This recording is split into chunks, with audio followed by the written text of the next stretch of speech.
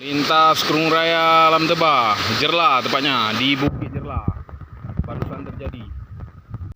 Syederalun, hujan deras yang terjadi sejak Jumat 10 Februari 2023 siang tadi membuat ruas jalan utama dari Kerung Raya menuju Lam Tebah Aceh Besar longsor.